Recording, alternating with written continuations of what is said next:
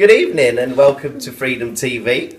I'm here this evening with Amanda, and if you're watching this, which I suppose you are, you'll get, whatever. You might find you get a little bit of joy. So I'm just warning you, we should put a warning on here. You might get a little bit of joy. So, if you do, it's good. Enjoy it and have some fun. But I got Amanda here, who's, a bundle of joy now. And she laughs a lot. And a religious, religious aspect, don't like people laughing. But we're not making this for them. So hallelujah. But Amanda was suffering with depression. And it's quite some testimony she's got. But now she's suffering with joy. And long may she suffer with joy. Hallelujah. So Amanda, tell us what happened then from the, word. Well, about 2 years ago, I was really stressed out. I got 5 kids. Oh. And an husband. Oh, yeah. And it was just, I was worried a lot about my oldest daughter.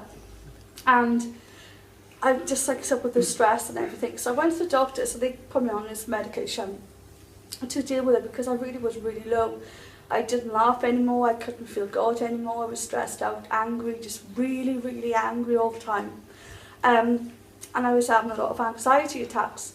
Now I'm a type of person that I'll say hi to anybody, I'll go anywhere, I'll have a really good time and meet new people. But at the time I couldn't go out of the house for months, I didn't want to be near anybody.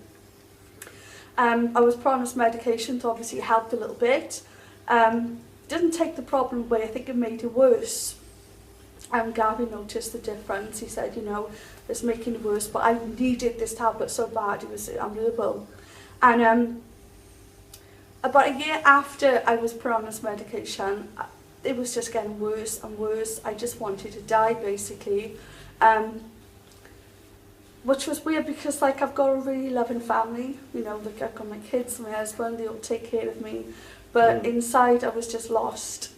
I didn't have no joy anymore. I didn't have any hope anymore. I just still believed in Jesus, and I clung to him like mad. But I just wanted to be with him and just be rid of the worry and the stress of life. And we'd left our former church for different reasons, and we wasn't really fellowshipping anyway. It was really, really hard 2 years. But then God sort of reminded us again about this church.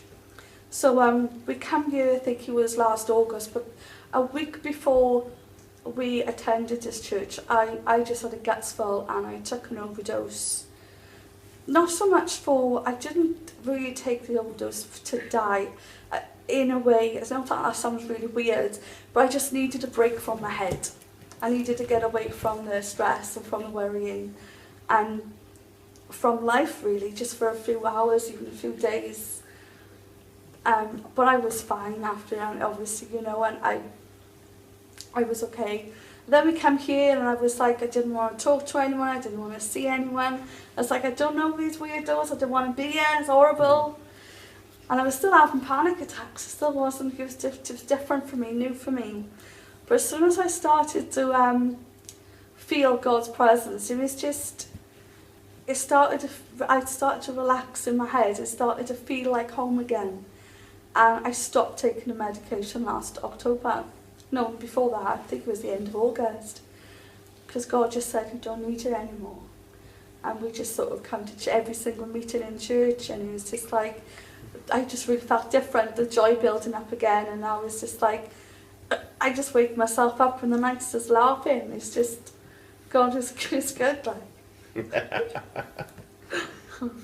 That's brilliant. Hallelujah. Yes, I like that. It's amazing, isn't it?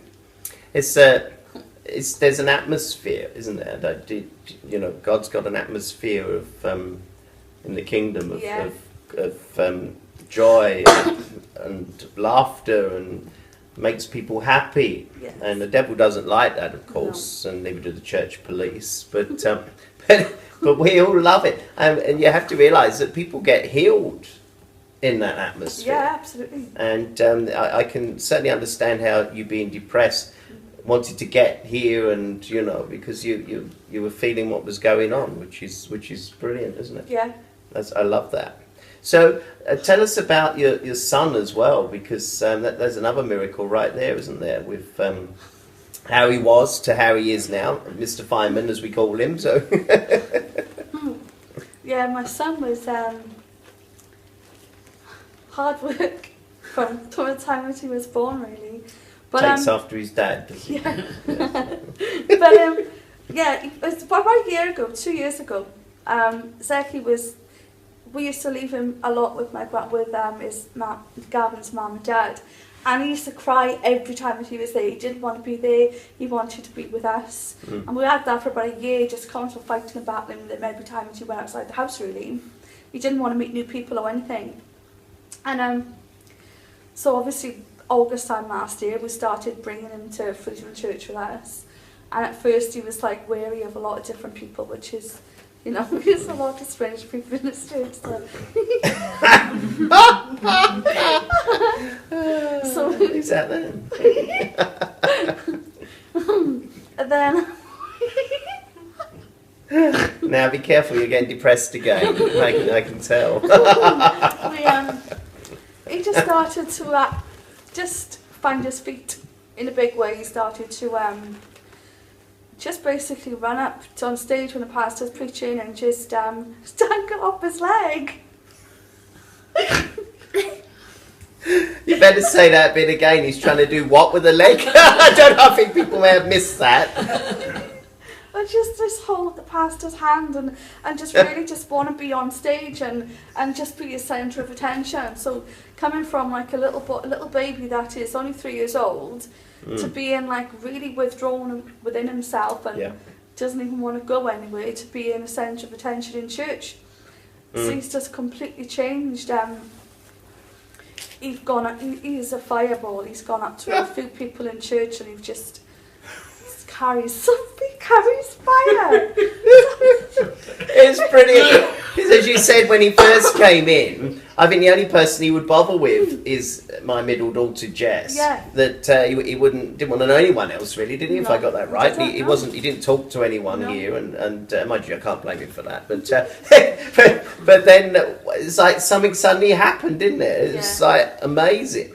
I love the suddenlies of God. Don't we all love the suddenlies of God? The suddenlies of God are so awesome. Definitely. When something happens. Because, healing, sometimes it's instant, but it just proves the point that sometimes it can happen just by being in the atmosphere of the glory and the kingdom. And the next thing you suddenly realise, I don't have that anymore. Or that doesn't happen anymore now. So definitely. It's awesome. I mean, it's like, I've got enough. It's like, with me, I feel different this year than I did last year. Yeah. I feel as if like something has shifted. I'm just going for things with God, and it's just, if you haven't got God in your life, then I feel sorry for people like that, because I was just so down. It's just no life. Yeah. And it's awful to be like that. So, if anyone's watching this and you're depressed and you suffer with anxiety, then, try to come to the church, because this is freedom in His church. Presence of God will change you. It really will. Yes. What a good advert. But we love that. So I just, we're very excited about God here. God does so much here that sometimes we can almost miss it, because it's like a subtle, God can heal somebody subtly or deliver somebody subtly, and suddenly they realise, something's happened. I've got a testimony that I didn't have before. So that's really great. That's brilliant. I love that. Yeah. Well, thank you so much for sharing. And that was really good. We really enjoyed that. Yeah, brilliant. From depression to extreme joy. And His name is Jesus. Hallelujah. Yeah. Thank you. And God bless you too.